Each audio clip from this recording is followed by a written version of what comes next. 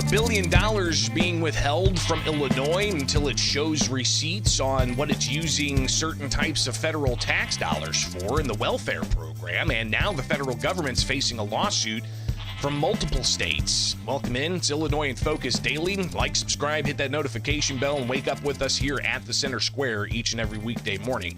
And you can also get the latest headlines in your inbox by going to the Center Square/Illinois. Click newsletter and sign up today.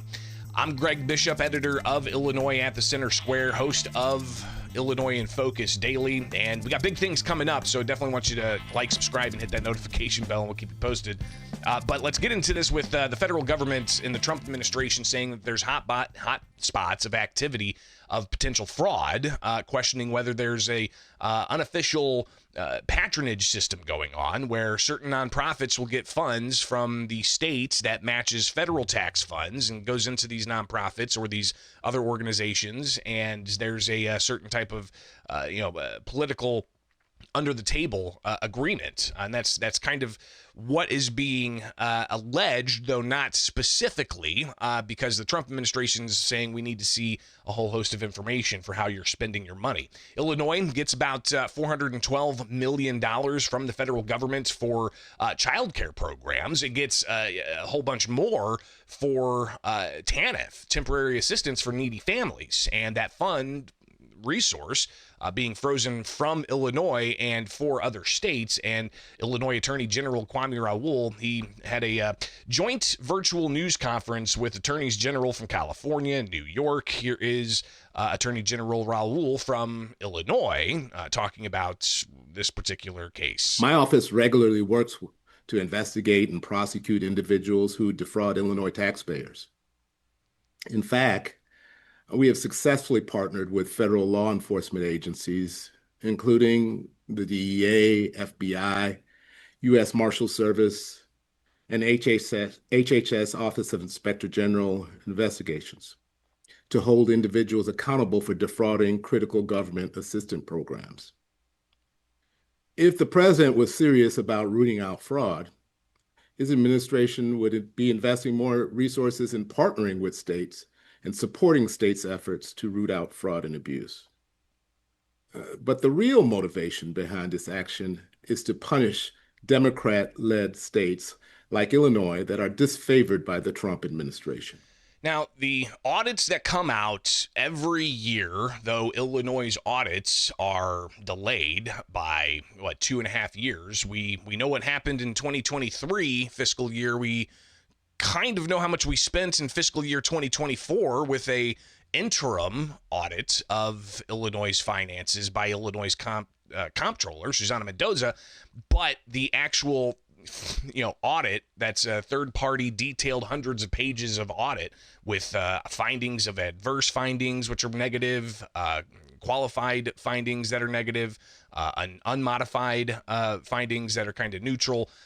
Those are sprinkled all throughout these audits, and some could point to that and say, well, you've got adverse findings in audits that says you can't track where the money's going. So how can you say that you know there's no fraud or there's no allegations of fraud when you've got an audit that says it's an adverse opinion? They don't know where the money's going on some of these programs, and in particular, one program was a COVID-19 homeowner assistance type of program that had an adverse opinion, and we're talking tens of millions of dollars for that, if not even more. They're questionable as to where those dollars ultimately went, right? Follow the money.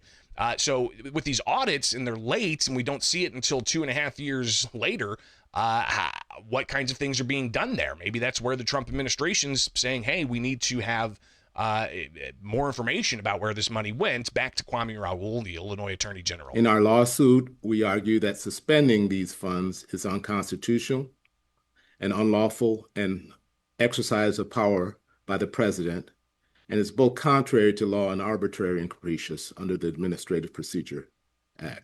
So that's what they're ultimately suing over, saying it's arbitrary and capricious for the Trump administration to say, hold on a second, we're not going to give you any more funds until you show us some receipts. Governor J.B. Pritzker last week said he shows receipts, and there's been no specific allegations of fraud, saying that this is political. Kwame Raoul saying that there's going to be an impact in Illinois with these funds being frozen. The effects of this action are far-reaching and dangerous. For Illinois alone, the president's action threatens around $1 billion that Illinois families and service providers are counting on.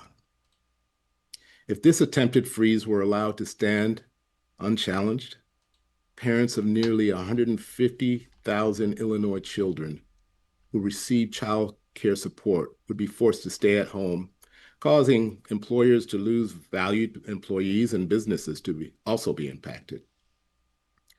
Children are at risk of being placed in unsafe environments. Neither the president nor his administration have offered any evidence to support a specific allegation of fraud in the state of Illinois. We share a commitment to ensuring that taxpayer dollars are spent on programs and services that improve the quality of life for families and vulnerable Americans. But giving states an unrealistic demand for large amounts of sensitive personal information with an even more unrealistic deadline is not a genuine way to combat fraud.